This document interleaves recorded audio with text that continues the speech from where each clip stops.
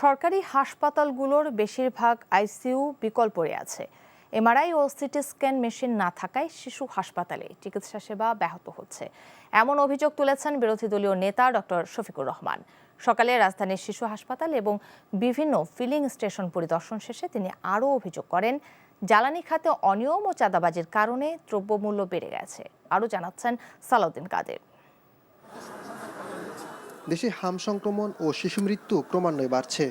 পরিস্থিতি সরজমিনে দেখতে শিশু হাসপাতালে যান বিরোধী দলীয় নেতা ও জামায়াত আমির ডাক্তার শফিকুর রহমান। হাসপাতাল পরিদর্শন শেষে তিনি গণমাধ্যমকে বলেন, অনেকদিন ধরে শিক্ষা ও চিকিৎসা খাত সবচেয়ে অবহেলিত। শিশু হাসপাতালের বরাদ্দ এবং শয্যা সংখ্যা উল্লেখযোগ্য হারে বাড়াতে হবে।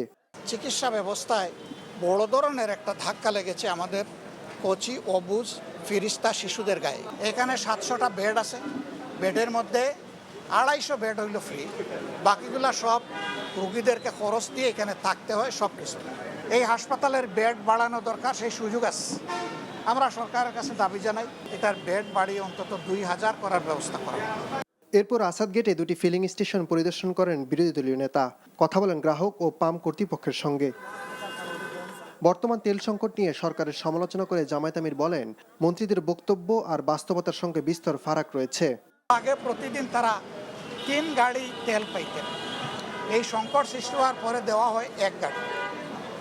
এইটা দিয়ে তারা 24 ঘন্টা কাভার করতে পারেন না। অথচ সরকারের পক্ষ থেকে বলা হচ্ছে আগের স্বাভাবিক সময়ের চাইতে এখন তেল অনেক বেশি বিক্রি হচ্ছে।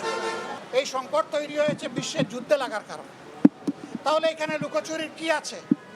আমরা খোলামেলা সত্য কথাটা বলি, সবাই মিলে তার সমাধানের পথ খুঁজে বের করি।